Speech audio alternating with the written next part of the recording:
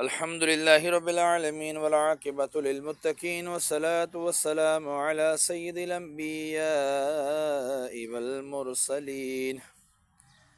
جزا الله عنا سيدنا ومولانا محمدا صلى الله تعالى عليه وسلم ما هو أهله صلاة وسلاما عليك يا رسول الله اللهم أجرنا من النار اللهم أجرنا من النار اللهم أجرنا من النار اللهم اغفر لي ولكل مؤمن ومؤمنة اللهم اغفر لي ولكل مؤمن ومؤمنة اللهم اغفر لي ولكل مؤمن ومؤمنة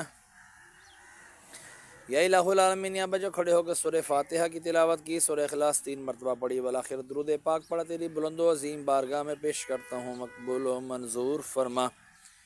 اس کا اجر و ثواب تو اپنے شایان شان عطا فرما، جو تو نے ثواب عطا فرمایا تیرے محبوب صلی اللہ تعالی علیہ وسلم کی بارگاہ بے کس پناہ میں ہدیتاً تحفتاً نذرانتاً عقیدتاً نظماً پیش کرتے ہیں، قبول و منظور فرما۔ آپ کے وسیلے سے آپ کے والدین کریمین طیبین طاہرین، آپ کے ازواج مطہرات،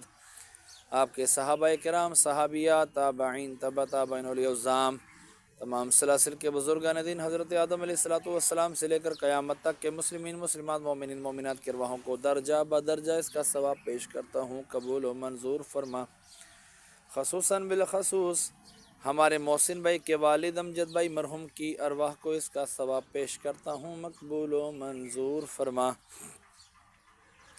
ان کے درجات میں بلندی عطا فرما، ان کے گناہوں کو معاف فرما، ان کی قبر کی تاریکیاں دور فرما، قبروں کو جنت کے باغوں میں سے باغ بنا، کفن کو جنت کے کفن سے تبدیل فرما۔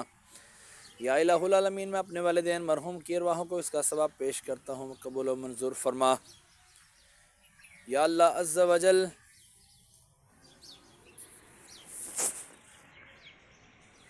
مولا کریم، میں اپنے والدین مرحوم کی ارواحوں کو اس کا ثواب پیش کرتا ہوں، قبول و منظور فرما، ان کے درجات میں بلندی عطا فرما، ان کی قبر کی تاریکیاں دور فرما، ان کے گناہوں کو معاف فرما، ان کی قبر کی تاریکی دور فرما، قبروں کو جنت کے باغوں میں سے باغ بنا، کفن کو جنت کے کفن سے تبدیل فرما۔ کہتے رہتے ہیں دعا کے واسطے بندے تیرے، یا رب کر دے پوری آرزو ہر بے کسو مجبور کی، وصلی اللہ تعالی علی خیر خلقہ محمد وعلی آلہ واصحابہ اجمعین برحمتک یا ارحم الراحمین۔